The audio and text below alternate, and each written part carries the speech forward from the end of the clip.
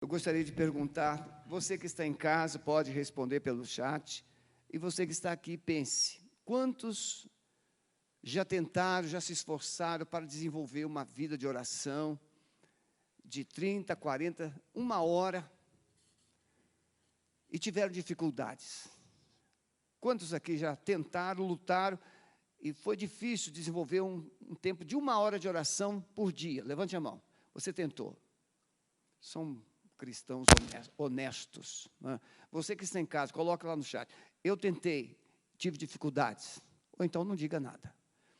É em cima dessa realidade que nós vamos trazer hoje uma palavra sobre o tabernáculo e a oração. Essa palavra, ela não é propriamente minha. Essa é uma mensagem que o pastor Po Yong-Soo pregou há muitos anos, talvez uns 30 anos atrás, e nós encontramos essa mensagem no YouTube já há alguns anos, e nós selecionamos o conteúdo, e dela nós construímos uma mensagem para contribuir, porque ele pregou essa mensagem nos Estados Unidos, mostrando como ele construiu com os seus pastores uma vida mínima de uma hora de oração por dia. Porque a maior dificuldade de uma pessoa que vai orar é como desenvolver esse tempo com Deus. Qual é o trânsito? Qual é o itinerário? O que dizer? Como se posicionar?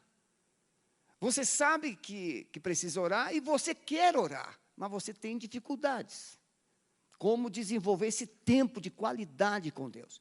Então, o pastor Po Yong-Soo, ele construiu essa caminhada. Quando Jesus diz em João 14, eu sou o caminho, a verdade e a vida. Ninguém vem ao Pai, senão por mim. Essa declaração de Jesus, ela se refere ao tabernáculo, ao templo. Como as pessoas, os israelitas, desenvolviam essa caminhada com Deus, através do sacrifício que era feito no altar, que simbolizava a cruz, o sacrifício de Cristo. O caminho, então, é a cruz. A verdade é a palavra de Deus revelada e inspirada pelo Espírito Santo. E a vida é a própria presença de Deus. Então, o templo tinha o altar de bronze.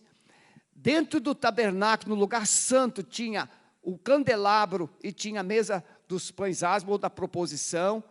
E lá, depois da cortina, havia o santíssimo lugar, onde a arca de Deus estava, que era a vida. Então, altar ou cruz, caminho, candelabro e pães da preposição, verdade, e o próprio Deus, intimidade com Deus, vida. Então, uma caminhada de oração, você começa desenvolvendo um caminho, uma caminhada com Deus. Você encontra as verdades de Deus, inspiradas por Deus. O Espírito Santo vai te revelar essas verdades e vai trazer luz à palavra que você vai precisar meditar. Você vai aprender a orar a palavra.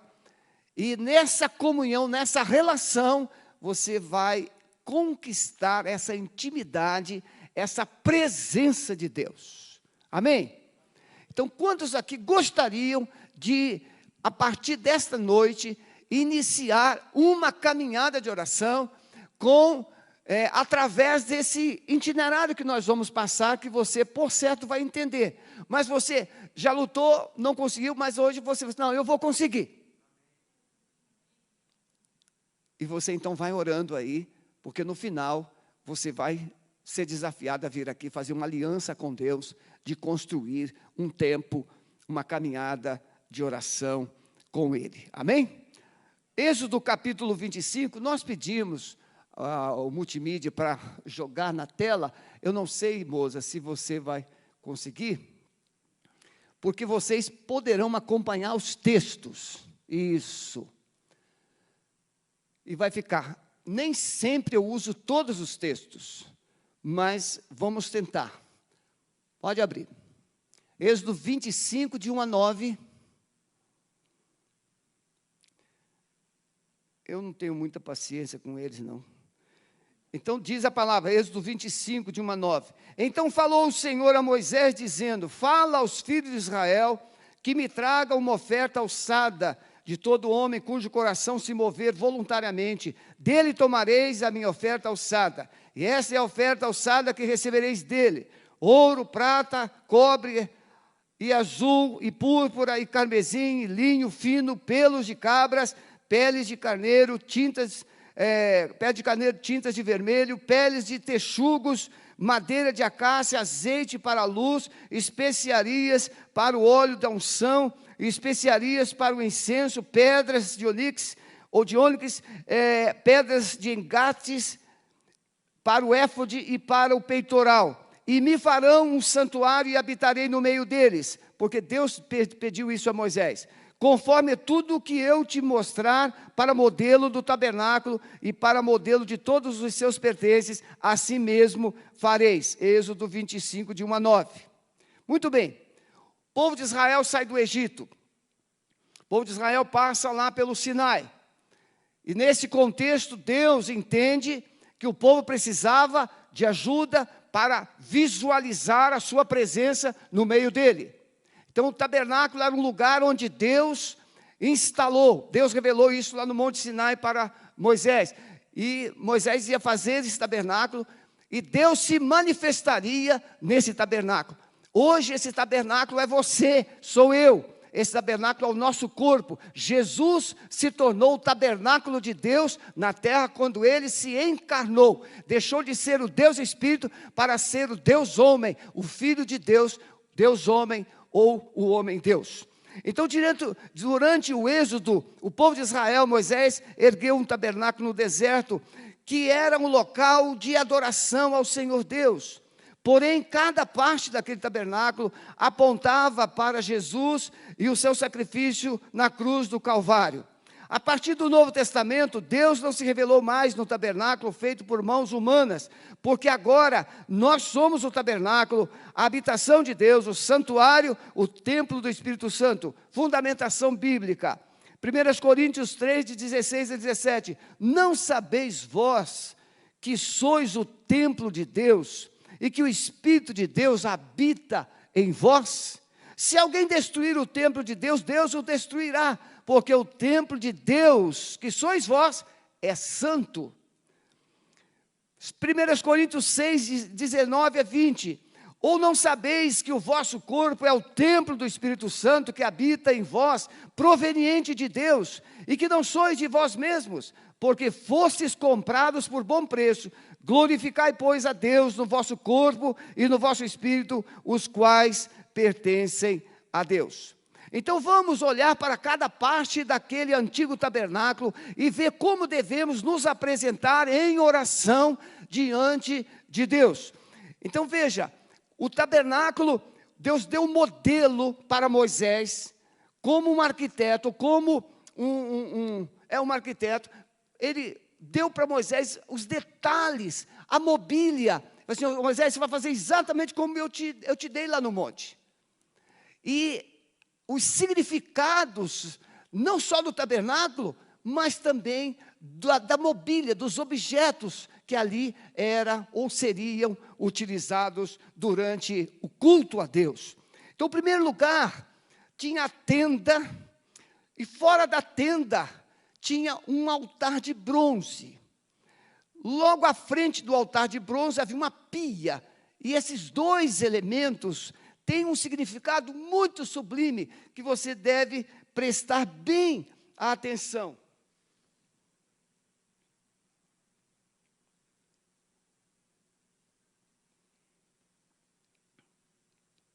O pátio, o altar de bronze. O texto que está aqui, eu vou passar, mas é Êxodo 27, de 1 a 8. Você, se desejar depois, na íntegra, tudo que está aqui, você pode ligar para a secretaria pode te dar, tem toda a minha autorização. Então, os textos que seguem aqui, tanto 27 quanto 38, ela vai descrever essa mobília, vai descrever o altar e a pia. O pátio do templo é onde encontramos o altar de bronze. Nele era fora propriamente da tenda, ele ficava do lado externo. Nele, os israelitas ofereciam oferta pelo pecado, pela culpa, oferta queimada, pacífica e holocausto, porque as ofertas de sacrifício, elas tinham vários significados.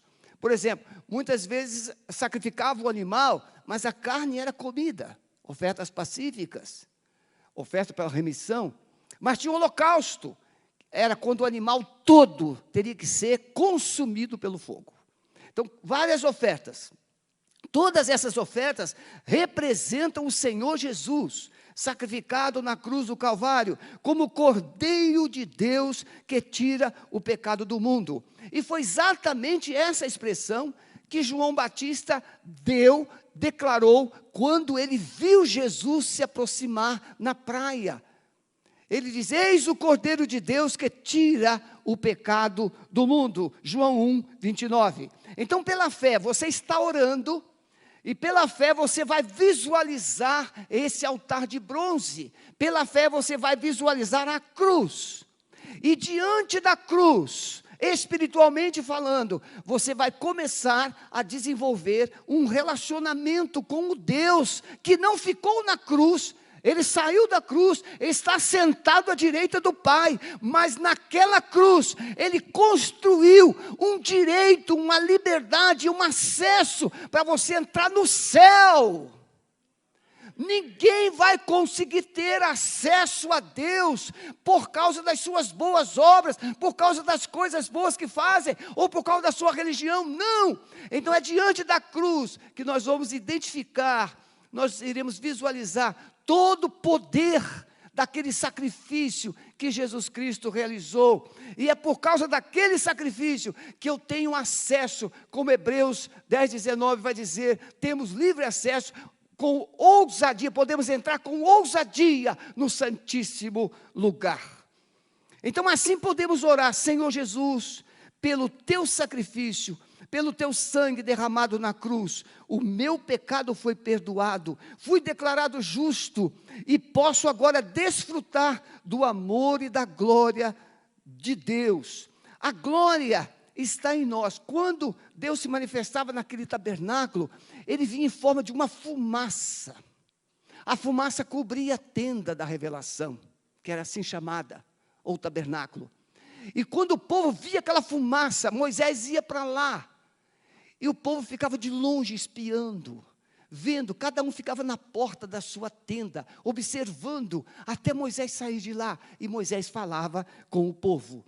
Então a palavra que vai dizer é Shekinah de Deus, palavra hebraica que significa habitação, presença de Deus, glória de Deus manifesta. Então aquela fumaça, aquele Shekinah, era a própria presença de Deus que o povo via, através daquela fumaça. A palavra, então, Shekinah vai representar essa presença de Deus. Então, continua orando, querido Jesus. Através do teu sangue, o Senhor venceu o mundo, o pecado, o diabo e a morte. Agora, pelo teu sangue, posso ter santificação e a plenitude do Espírito Santo. Então, clamo pela santificação e pela plenitude do Espírito Santo através do sangue de Jesus. Então veja, você tem acesso a Deus pelo sangue da cruz, e você tem comunhão com o Espírito Santo, que vai te purificando, te santificando, porque o Espírito Santo, irmãos, a missão dele é convencer cada um de nós de pecados cometidos, pecados que estão às vezes nos esquecimentos, ou na indiferença. A gente finge que não pecou, mas o Espírito Santo vem e joga um holofote sobre nossa alma, nossa mente, nosso coração, e a gente se percebe miserável, pecador, e Ele então nos convence a um arrependimento. E quando nós nos arrependemos e confessamos a Jesus diante da cruz, Ele é fiel e justo para nos perdoar os pecados. Não há como a gente buscar uma vida de oração mergulhada em pecados. Precisamos começar nos purificando dos nossos pecados. Então eu olho para Jesus na cruz e digo: querido Jesus, na cruz, tu levaste as minhas dores, enfermidades, minhas doenças. A Bíblia diz que pelas pisaduras de Jesus nós fomos sarados. Então você está curado. Aí ele cita aqui, Isaías 53, pelas pisaduras fostes sarados. Irmãos, pelo sangue de Jesus, a obra de Jesus na cruz, as enfermidades foram vencidas. Pela obra de Jesus na cruz, os demônios todos foram destronados. O inferno foi derrotado. A obra de Jesus tem um poder, mas nós precisamos tomar posse dessa obra, da autoridade dessa obra, que está em Isaías 53, 4 e 5. O Senhor Jesus pagou o preço pela nossa cura, lá na cruz do Calvário. Senhor, eu clamo pela tua cura, para nunca mais ficar doente. A tua cura venha sobre mim, para que eu não fique doente.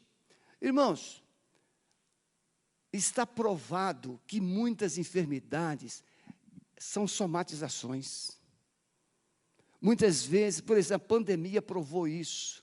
Tem muita gente que morreu mais de ansiedade, medo, pânico, do que da própria pandemia. O crente fica doente? Sim. Mas o propósito de Deus original não tinha doença. Ah, pastor, então quer dizer que o crente santificado não fica doente? Fica, irmãos. A mensagem está mostrando que nós temos autoridade para lutar contra ela, para enfrentarmos a enfermidade, para rejeitarmos essa enfermidade. Mas pastor, e se Jesus não curar? Ele continua sendo Jesus, Deus Todo-Poderoso. Mas Ele nos dá autoridade para a gente lutar, não nos conformarmos com a enfermidade, não aceitarmos a enfermidade. Eu e Sueli fomos no hospital com uma família, o marido internado na UTI, entubado, e não é Covid, ele tem esclerose múltipla, e atingiu as cordas vocais, e ele teve paralisia total, ele já não mexia da cintura para baixo, agora não mexe nada. Parou o rim, não mais funcionava o rim, a bexiga dele estava zero líquido. E os médicos então chamaram a família para dizer, olha, não tem mais jeito, não tem mais jeito, não tem mais jeito. Mas, irmãos, inexplicavelmente, o rim voltou a funcionar, está funcionando 100%. Não tem como a gente explicar. E agora, o rim começou a funcionar com 1,8 ml de urina, e ele está funcionando. Já está sendo tirando os sedativos dele, ele está voltando à sua razão, à sua consciência. Irmão, nós não sabemos até onde vai, mas nós sabemos até onde podemos e queremos ir. E a oração vai nos ensinar a entrar nesse caminho de fé, que Pedro diz, ele levou sobre o seu corpo os nossos pecados sobre o madeiro, a fim de que morrêssemos para os pecados e vivêssemos para a justiça. Por suas pisaduras ou por suas feridas, vocês foram curados. Podemos olhar para a cruz de Cristo novamente e ver a redenção da maldição, a nossa libertação, o nosso resgate. Paulo, escrevendo aos Colossenses, ele diz no capítulo 1, verso 13, Deus nos libertou do império das trevas e nos transportou para o reino do seu Filho amado. Irmãos, na cruz, alguns teólogos chamam isso de um translado, um sequestro. Jesus Cristo veio e tirou o homem do inferno, das garras de Satanás, e o transladou para o reino eterno dele. Veja, o homem nas trevas, o homem no pecado, o homem antes de Jesus, ele estava impossibilitado de ter uma relação com Deus. Por isso que ele fazia sacrifício de animais. Mas Jesus Cristo veio e com a sua morte pisou na cabeça do diabo, tomou a humanidade de volta e restaurou a autoridade do seu reino. E sabe aonde ele colocou o reino dele? Dentro de você. Quando Jesus chegou, ele disse, o reino de Deus está no meio de vós. Mas agora ele diz, o reino de Deus está dentro de vós. E esse reino se chama domínio, poder, autoridade, governo de Deus. O governo de Deus está no coração daquele que tem Jesus como Senhor e Salvador. Amém, irmãos? Posso ouvir um amém, bem, amém? A Bíblia diz que Cristo nos resgatou da maldição da lei. Tem gente que ainda quer cumprir tudo que a lei diz. A lei não é errado, você pode até tentar. Só que a lei emburrece. A lei torna você orgulhoso. Você cumpre as coisas assim, eu não peco. Peca sim. Peca por pensamento, peca por olhar, peca de várias maneiras. Nós vamos daqui a pouquinho, eu não posso viajar, minha esposa sempre me ajuda nisso. Então eu declaro pela fé, o Senhor Deus, pela tua graça sou uma pessoa muito abençoada, nunca mais viverei debaixo da maldição, porque Jesus tirou minha maldição há 2000 anos atrás, na cruz do Calvário. Não estou debaixo da maldição da lei, mas debaixo da bênção do Senhor. Diga amém. Efésios 1:3, bendito Deus e Pai de nosso Senhor Jesus Cristo, o qual nos abençoou com todas as bênçãos espirituais, nos lugares celestiais em Cristo Jesus. A maldição ficou na cruz, e as bênçãos de Deus estavam em Jesus. E quem tem Jesus, tem essa aliança, e é abençoado com toda a sorte de bênçãos espirituais. Eu sou abençoado, minha casa é abençoada, minha família é abençoada, meu trabalho é abençoado, meu ministério é abençoado, meus amigos são abençoados, minha cidade é abençoada. Em Cristo Jesus, eu sou uma grande bênção para muitas pessoas. Diga assim, meu irmão, eu sou uma bênção para todas as pessoas em minha volta. É verdade? Porque em Cristo nós somos luz. Em Cristo nós somos sal da terra. E se você é luz e sal, você é uma bênção aonde você está. Você faz as coisas acontecerem. Em Cristo Jesus eu sou essa grande bênção. Em Cristo Jesus nós devemos nos alegrar e rejeitar todo pensamento de miséria. Irmãos, 2 Coríntios 8:9, é a lei da semeadura. Vocês já perceberam que tem um espírito de miséria, que as pessoas assim, olha, ser pobre é uma conotação que se dá a pessoas desprovidas de bens materiais, ou que não tem nem o necessário. Jesus disse que nós sempre teremos os pobres. Mas Jesus diz assim, bem-aventurados os pobres de espírito. Veja, tem o pobre fisicamente, materialmente, mas tem o pobre espiritualmente. Qual é pior, irmão? Jesus diz, bem-aventurados os pobres de espírito, porque deles é o reino dos céus.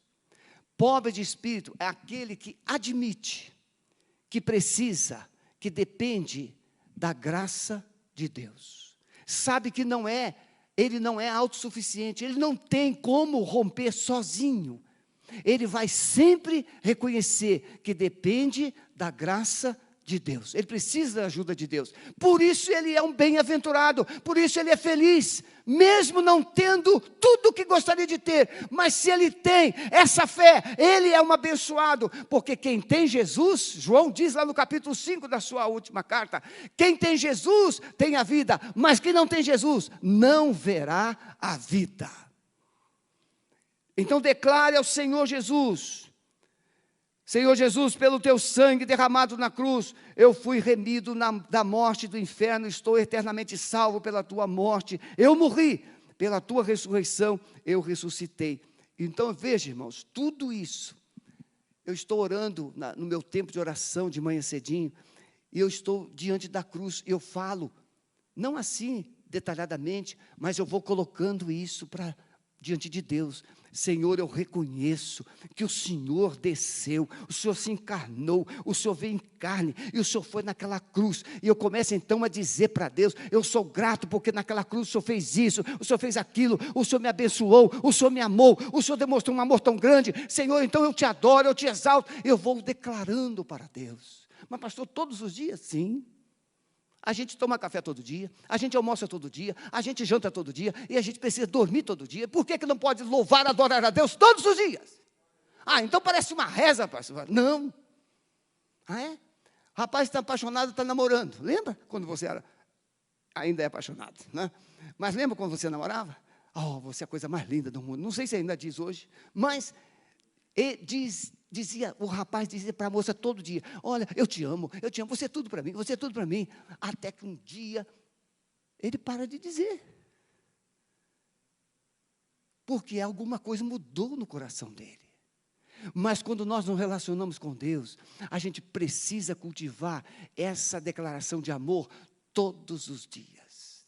Por isso que Jesus vai dizer assim: quem quiser vir após mim, negue a si mesmo, tome cada dia a sua cruz, vem e segue-me. Essa cruz é uma atitude de obediência, mas disposição de morrer por Jesus todos os dias. Quando você está apaixonado antes do casamento, diz: por você eu dou minha vida. Vou parar por aqui, enquanto é tempo. Romanos capítulo 6, esse texto é extraordinário. Fomos, pois, sepultados com ele na morte pelo batismo. Quem morre é sepultado. Isso é uma figura da vida espiritual, para que como Cristo foi ressuscitado dentre os mortos pela glória do Pai, assim também andemos nós em novidade de vida, porque se fomos unidos a Ele na semelhança da sua morte, certamente o seremos também na semelhança da sua ressurreição. Quem morre com Cristo, ressuscita com Cristo, e quem ressuscita com Cristo, tem a vida de Cristo, e quem tem a vida de Cristo, vence como Cristo venceu. Não fica lá morto, passivo. Então esse texto é maravilhoso, vocês não deixam de ler Romanos 6 e 7. Maravilhoso o texto. Colossenses 2, 12, tendo sido sepultados juntamente com ele no batismo, no qual igualmente fosse ressuscitado mediante a fé, no poder de Deus que o ressuscitou dentre os mortos. Em Cristo Jesus eu sou eternamente salvo, livre de toda e qualquer condenação. Agora, pois, nenhuma condenação há para os que estão em Cristo Jesus. Meus irmãos, talvez eu não consiga chegar até o final, mas eu vou terminar esse sermão domingo de manhã na celebração da ceia.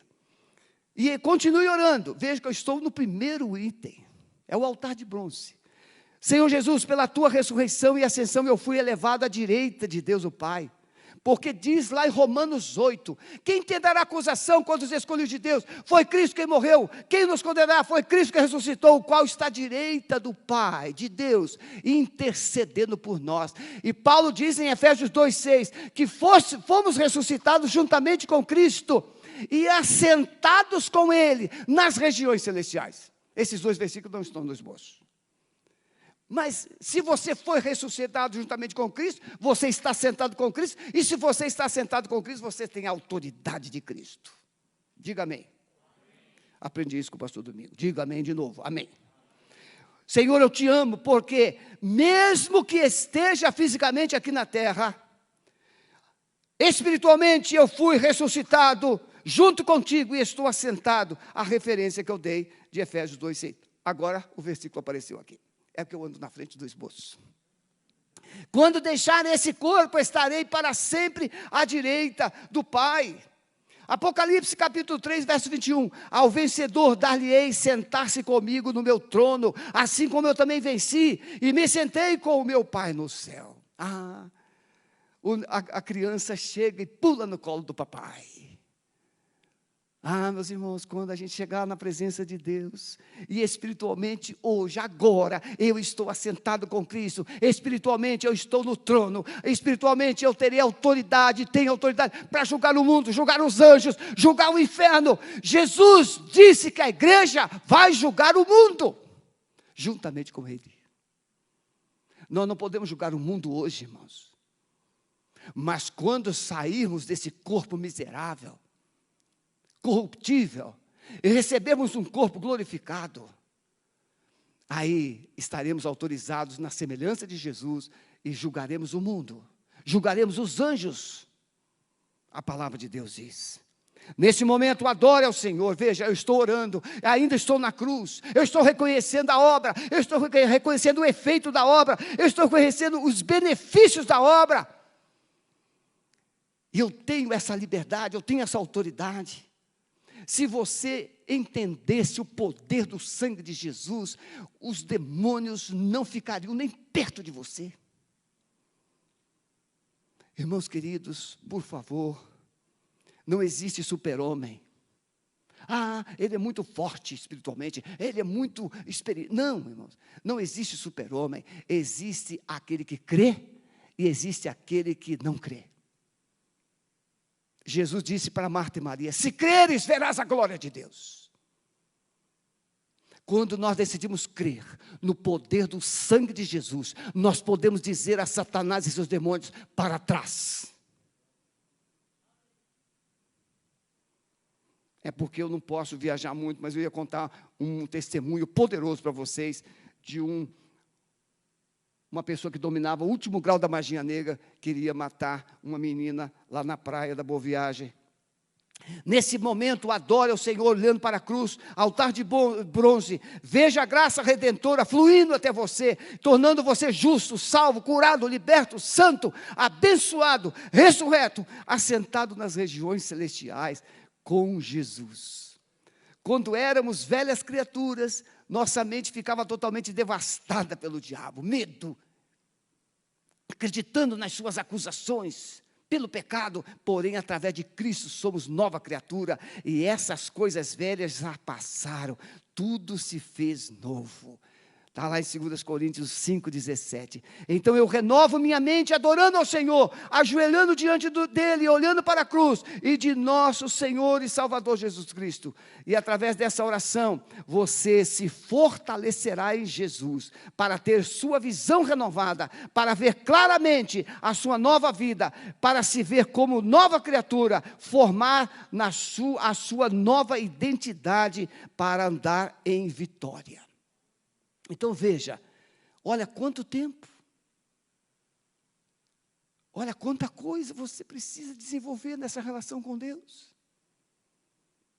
Entender isso, que o céu está aberto para você através da obra da cruz. A eternidade está escancarada diante de você através da obra de Jesus na cruz.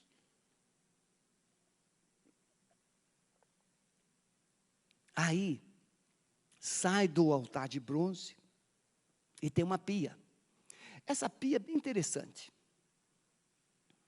Não é uma pia como a nossa hoje, que é de porcelana, é de louça, é de todo material. Essa pia, ela era feita de material sem espelhos, um material espelhado. Vamos ver aqui. Falou o Senhor a Moisés, dizendo: farás também uma pia de cobre, com a sua base de cobre, para lavar, e a porás entre a tenda da congregação e o altar, e nela deitarás água. Arão e seus filhos nela lavarão suas mãos e seus pés. Quando entrarem na tenda da congregação, lavar-se-ão com água, para que não morram. Olha, irmãos, tinham passado pelo altar, mas tem que se lavar aqui na tenda, na pia. Olha o significado. E quando se chegarem ao altar para ministrar, para acender a oferta queimada ao Senhor, lavarão, pois, as suas mãos e seus pés, para que eles não morram. E isso lhes será por estatuto perpétuo, a ele e sua descendência e nas suas gerações. Êxodo 30, 17, 21. Fez também a pia de cobre, com a sua base de cobre, dos espelhos das mulheres que se reuniam para servir à porta da tenda da congregação. No fundo da pia, esses espelhos que foi adicionado, quando o sacerdote chegava, o sumo sacerdote chegava e ele olhava na água, ele se via nos espelhos. Nessa visão, Deus está levando cada um de nós a uma análise, a uma introspecção, a um exame. Você já percebeu que muitas vezes você tem dificuldade de se olhar no espelho? Principalmente quando a gente fez alguma coisa errada. A gente tem dificuldade de olhar para alguém que a gente traiu, que a gente errou. Porque quando a gente olha, há um sentimento de desconforto. Quando você se olha no espelho, você vê qualquer mancha que estiver em você, na sua face, na sua roupa. Se você passou pelo altar, significa que você está de vestes brancas, e qualquer pinguinho de sujeira vai aparecer. Então a pia era um momento de introspecção, de avaliação, como é que eu estou diante de Deus, como é que eu estou diante dos homens. E preste atenção, é muito importante isso aqui. O lugar onde os sacerdotes lavavam as mãos, os pés, o rosto, antes de entrar no lugar santo, essa pia era feita de espelhos, metais polidos. Os sacerdotes se olhavam na pia e a sua imagem era refletida. Então, nós podemos ver o nosso reflexo. E se há algo errado em nossa vida, em nosso coração, as sujeiras, os pecados, então somos confrontados com os 10 mandamentos. Veja, o que a pia trazia era: passe pelo crivo dos 10 mandamentos, para ver se você está direitinho como você pensa que está. Ah, está tudo bem na minha vida. Como é que você está? Tudo bem, tudo bem. Não é assim que fala? Como é que está? Tudo jóia, legal. Tudo bem? Tudo bem. Então, muito bem. Qual o primeiro? Não terás outros deuses diante de mim. Olhou no espelho. Você está praticando idolatria? Tem outro Deus? Não tem nada com isso, não. Não farás para ti imagem de escultura. Isso aqui os textos. Não fale o nome do Senhor teu Deus em vão. Lembra-te do dia do sábado para o santificar. Honre teu pai e tua mãe. Vamos imaginar uma pessoa que está ali, o sacerdote, ou você, olhou no espelho, e aí você passou: honra teu pai e tua mãe, e você brigou em casa, você xingou seu pai, você falou mal da tua mãe, você arrumou encrenca, aí você está se olhando no espelho, e o Espírito Santo vai te convencer, vai te fazer lembrar como é que você está tratando os seus pais.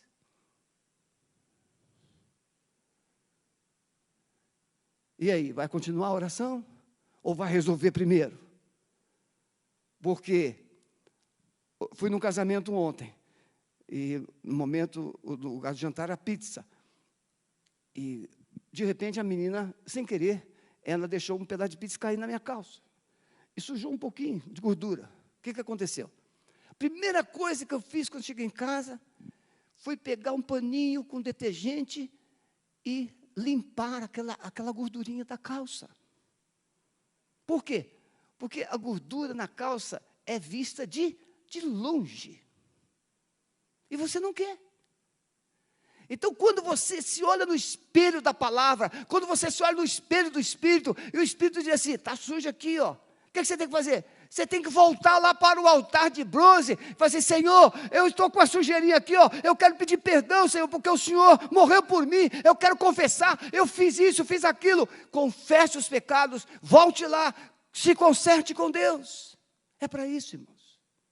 Não tem como seguir em frente com pecados na bagagem. Não tem como seguir em frente com Deus com a mochila cheia de fracassos e pecados do passado. Tem que passar pela cruz e deixar tudo.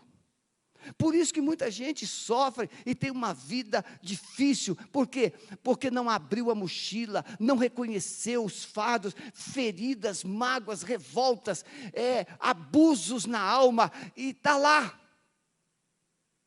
Não, tem que parar no altar, tem que parar diante da cruz, abrir essa mochila, abrir essa mala e se esvaziar diante de Deus. E depois esse Senhor, está tudo aí, tudo. Todo o meu passado está aqui, Senhor, tudo. Ah, pastor, eu fico assim meio esquisito, porque, sei não.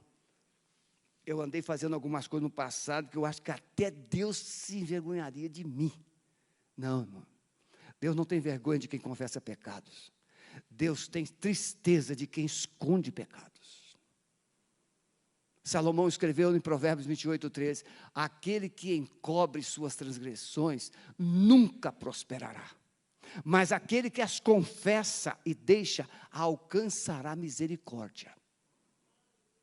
Então, se você confessa pecado, você não vai envergonhar Deus. Deus já sabe.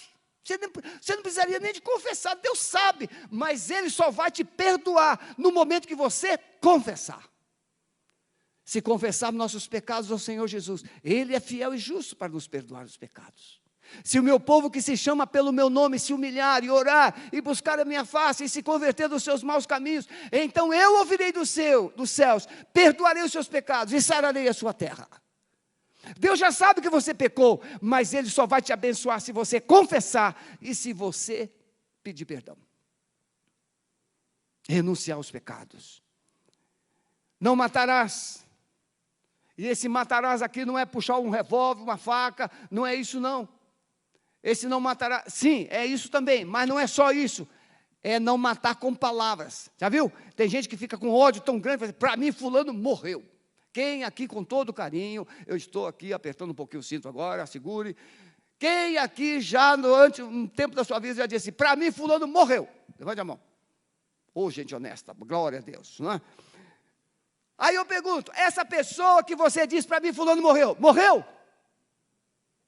Se morreu, ficou pior. Mas não morreu, você matou essa pessoa aqui no coração. Pois significa, não quero mais papo, não quero mais relacionamento, não quero nem ver. E alguém ainda diz assim, nem pintado de ouro. Já disse? Tem gente que já diz, nem pintado de ouro. Coitadinha, nem ouro.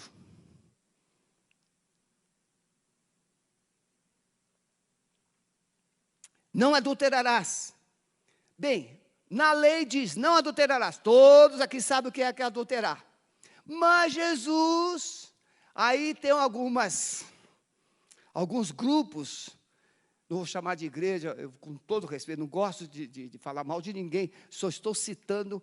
Tem alguns grupos que dizem assim, a graça absoluta, agora você está bem, é de Deus, não importa o que você faça, você está perdoado, Jesus já perdoou os seus pecados, até o dia que você vai morrer, está tudo bem com você e Deus, graça absoluta.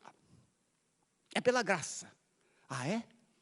Então leia o Sermão do Monte. Sabe o que é graça? A graça é mais exigente que a lei. A lei diz, não adulterarás. Mas Jesus Cristo vem e diz assim na graça, mas se você pensar, já adulterou. E o que é mais difícil, irmão? Adulterar no Velho Testamento é ir para a cama com o sexo oposto e ter um relacionamento. No Novo Testamento, adulterar pode ser olhar e desejar, já adulterou. Paulo chama isso de lascívia, pensamentos obscenos, pensamentos pecaminosos. Vai passando, está olhando ali, na pia. Irmãos, tudo isso na hora da oração. Olha como é que você... Tente imaginar se você desenvolve um tempo desse todos os dias. Você vai na cruz, aí você para da pia. E eu estou só no segundo elemento. Aí você para na pia, aí você sai da pia, agora eu posso ir para a presença de Deus, que eu já passei pela cruz, já passei pela pia, e nada me acusa, não há mais acusação quando eu escolhi de Deus. Agora você vai conversar com o Espírito Santo, com a palavra, mas ainda estamos aqui na pia. Não adulterarás, não furtarás, não dirás falso testemunho, não cobiçarás. Nos mandamentos da Igreja Católica, o segundo mandamento, não farás para ti imagem de escultura, eles tiraram, e esse último mandamento, eles transformaram em dois, não cobiçarás os bens, e não cobiçará a mulher do teu próximo, são dois.